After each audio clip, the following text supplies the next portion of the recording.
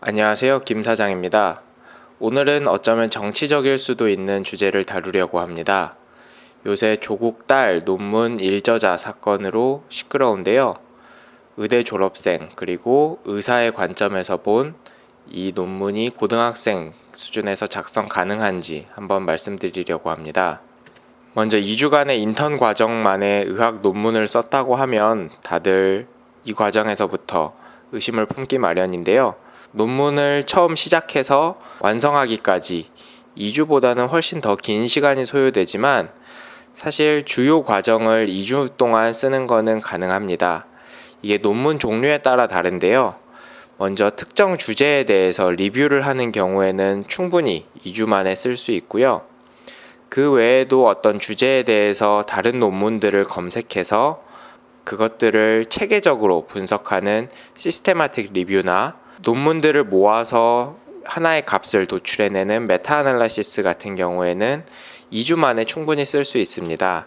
실예로 저는 의과대학 4학년 때 4주 동안 선택실습 과정에서 메타아날리시스에 대해서 공부하고 논문을 작성했는데요.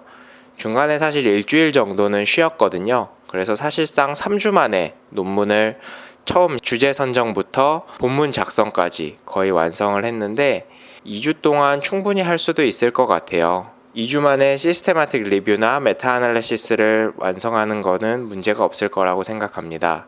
또 의무 기록들을 분석하는 후향적 연구 같은 경우에는 2주 동안 충분히 시간을 투자한다면 차트 리뷰부터 시작해서 본문 작성까지 충분히 가능하다고 보고요. 다만 전향적 연구 같은 경우에는 실험자들을 모집하고 이들을 분석하는 시간이 있기 때문에 2주 만에 처음부터 끝까지 작성하는 것은 거의 불가능하다고 생각합니다. 또 고등학생이 의학 논문을 쓰는 게 가능할까라는 의문을 가질 수도 있는데요. 사실 논문이라는 게 아주 어려운 수준의 논문도 있지만 일반인들이 쉽게 생각할 수 있는 수준의 논문도 있거든요. 예를 들어서 커피를 마시는 게 수명에 어떤 영향을 미치는지 분석한 연구가 있어요. 아주 많은 사람들을 대상으로 연구를 해서 커피를 많이 마시는 사람들이 평균 수명이 길더라 라는 통계를 분석해냈는데 아주 유명한 저널에 실렸거든요. 꼭 전문의나 의사가 아니더라도 고등학생이 지도교수의 도움이 있다면 이런 일반적인 주제는 가능할 수도 있겠다라고 생각합니다. 그럼 문제가 되는 논문을 한번 직접 살펴보도록 하겠습니다. 2009년 대한병리학과 저널에 실렸던 논문이고요. 그 학생이 1저자로 되어 있고 교신 저자라고 하거든요. 이 논문에 대해서 연락을 취하거나 하는 모든 책임을 지는 것을 교신 저자라고 합니다. 교신 저자는 단국대학교 병원 소아과 교수님으로 되어 있고 문제 학생이 1저자로 되어 있습니다. 1저자라고 하면 그 논문에서 가장 많이 기여한 사람이라고 생각하기가 쉬운데 사실은 교신 저자가 모든 책임을 지고 가장 많이 기여한 사람이 교신 저자일 수도 있기 때문에 1저자가 항상 가장 많은 기여를 하는 것은 아니라고 보셔도 됩니다. 논문 제목은 ENOS 유전자의 다형성증과 페리네이탈이라고 하는 건 주산기라고 하는데 태어날 때 관련해서 하이폭식 이스케믹 엔세팔로패시, 즉 뇌에 산소가 부족해서 병이 생기는 거라고 생각하시면 됩니다. 그래서 쉽게 생각하면 출산 과정에서 ENOS 진의 다형성증이 어떤 영향을 미치는지 살펴본 논문이 되겠습니다. 여기는 논문 요약 부분인데요. 논문 요약 부분은 넘어가고 바로 본문으로 들어가도록 하겠습니다. 처음에는 주제와 관련된 이제 개요가 나오게 되는데요. 산화질소라는 거는 NOS, 산화질소를 만드는 효소라고 생각을 하시면 되고 산화질소를 만드는 효소 NOS에 의해서 산화질소가 생겨나게 되고 그런 혈관에도 NOS가 있어서 이거를 eNOS라고 하는데요. 이런 산화질소를 만들게 된다라는 얘기가 나옵니다. 그리고 이런 산화질소들은 우리 몸에서 여러 가지 작용들을 한다라고 나와 있고 이런 산화질소는 심혈관계 질환하고 밀접한 연관이 있다는 게 밝혀져 있다라고 되어 있습니다. 이런 그 혈관에 있는 ENOS의 다형성증이 고령에서는 여러 가지 뇌졸중 같은 병하고 관련이 있다라는 내용은 이미 밝혀져 있다라고 되어 있고, 하지만 ENOS가 뇌졸중하고 얼마나 밀접하게 관련이 되어 있는지는 좀 논란의 여지들이 있다라고 되어 있습니다. 이런 ENOS 유전자는 7q35에서 36이라는 유전체 위치에 자리를 잡고 있는데요. 여기에 다형성증이 이런 심혈관계 질환하고 관련되어 있다는 기존의 연구 결과를 소개하고 있습니다. 출산 과정에서 이런 산소가 부족해서 뇌가 손상받는 병이 심하고 장기간의 이런 후유증을 남긴다라고 되어 있고, 당연히 이제 머리로 가는 혈류가 부족하기 때문에 그 뇌가 다치게 되는 건데, 이거는 산화질소의 활동과 관련이 있다라는 내용이 있습니다. 이전에 이런 ENOS 다형성증이 주산기에 허혈성 뇌손상과 어떤 관련이 있는지는 기존에 밝혀진 연구 결과가 없다.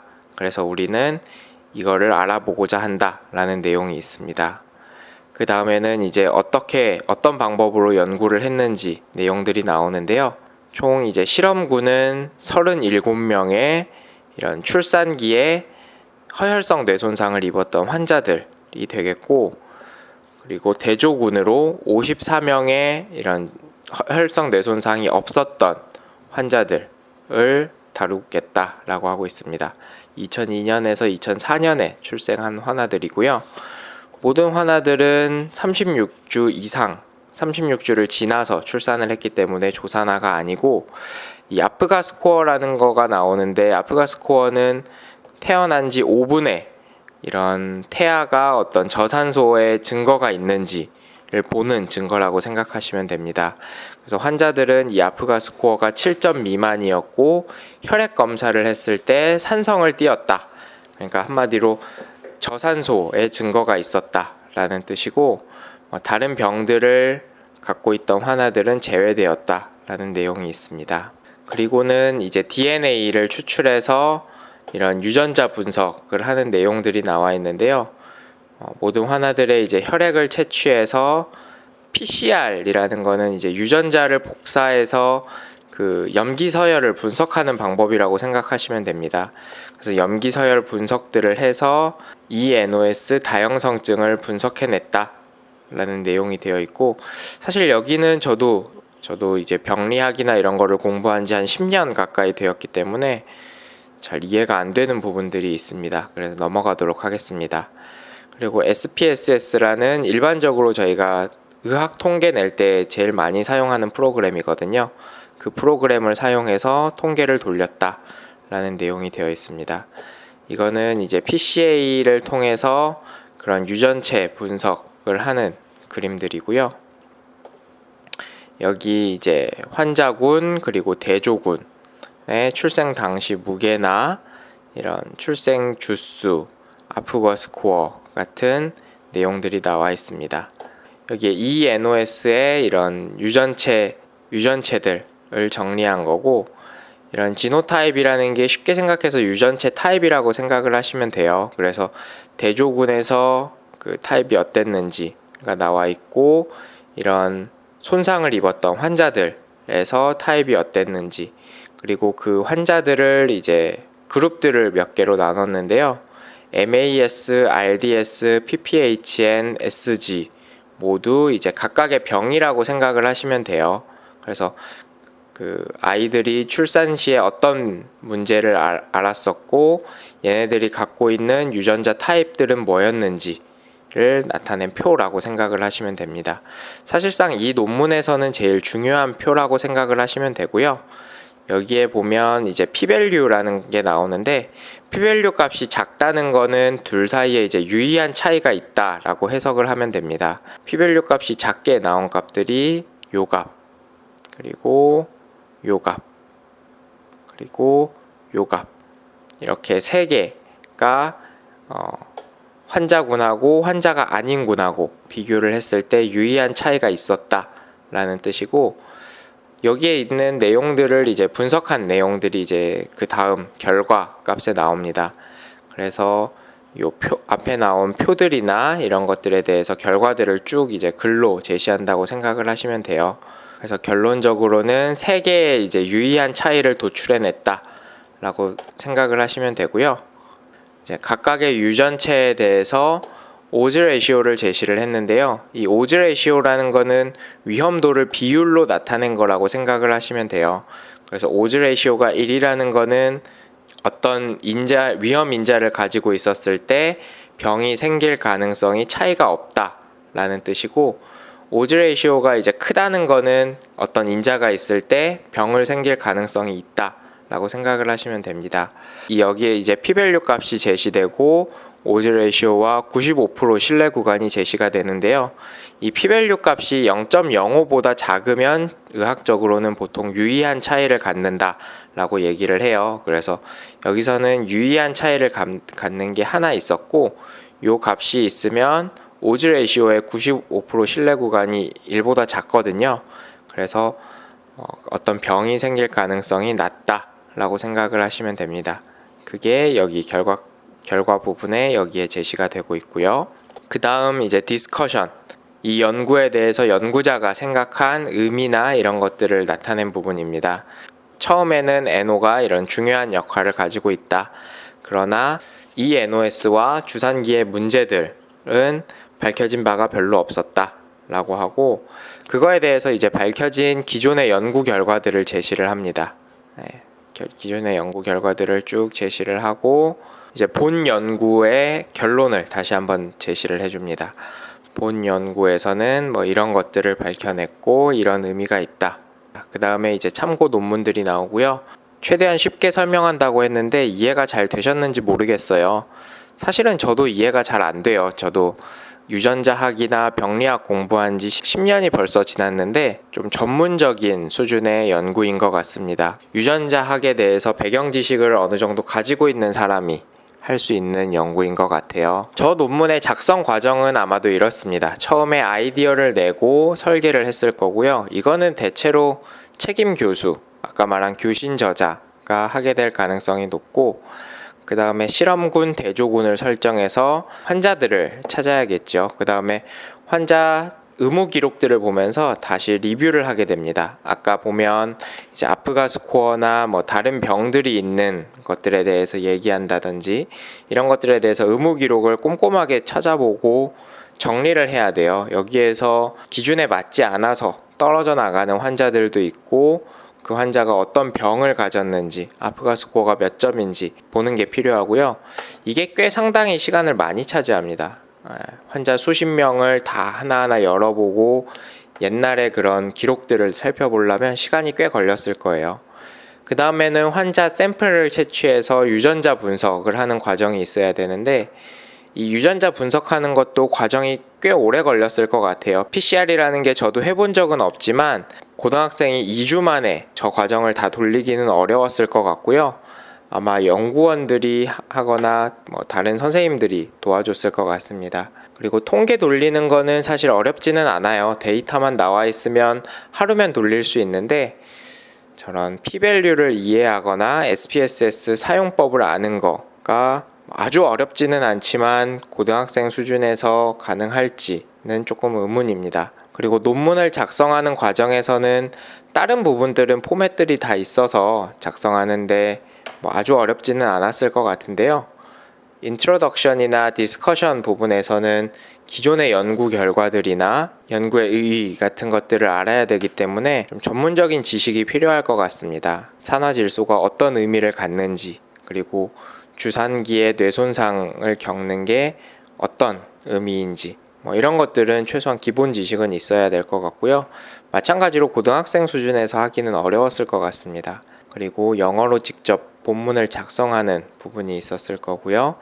논문을 제출하고 나면은 어떤 부분을 수정해라 라고 다시 답이 날아와요. 그럼 그거에 맞춰서 수정하는 과정이 필요합니다. 아마도 요새 이슈가 되는 학생이 한 부분은 직접 본문을 영어로 작성하는 부분이었을 것 같고요. 사실 논문에 사용되는 영어 자체가 아주 어려운 수준의 작문은 아니기 때문에 고등학생 수준에서도 작문을 하는 것 자체가 불가능하지는 않았을 것 같습니다.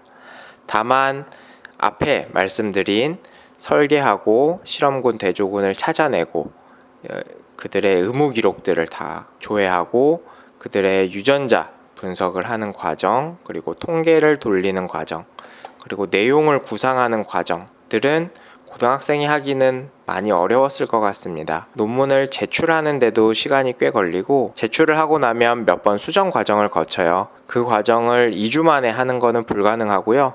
사실 이거는 인턴십 끝나고도 할 수가 있는 거기 때문에 본문을 작성하고 제출 수정하는 부분 정도를 고등학생이 할 수 있다고 생각합니다. 그럼 과연 저 고등학생이 일저자를 받는 게 옳을까요? 전 좀 반대인데요.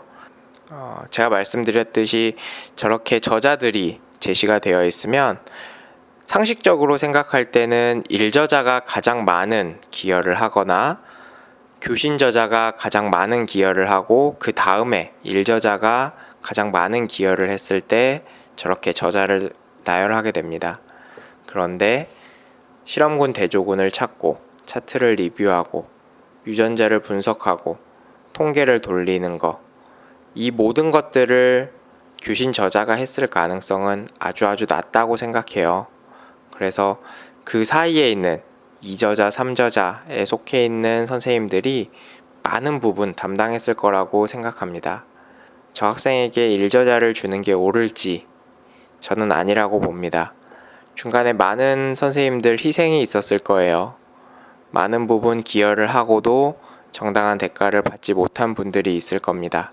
아무런 친분이 없고 아무런 사회적 배경이 없는 고등학생이 저렇게 인턴십에 참여해서 아무리 열심히 한다고 한들 일저자 받는 게 가능할까요? 그러면 이 논문을 가지고 대입이나 의학전문대학원에 입학한 거는 부정입학일까요? 그리고 그런 딸을 둔 장관 후보자는 부적절할까요? 이거에 대한 판단은 여러분께 맡기고요. 저는 고등학생이 일저자를 받는 거는 적절하지 않았다 라는 것까지만 말씀드리도록 하겠습니다. 감사합니다.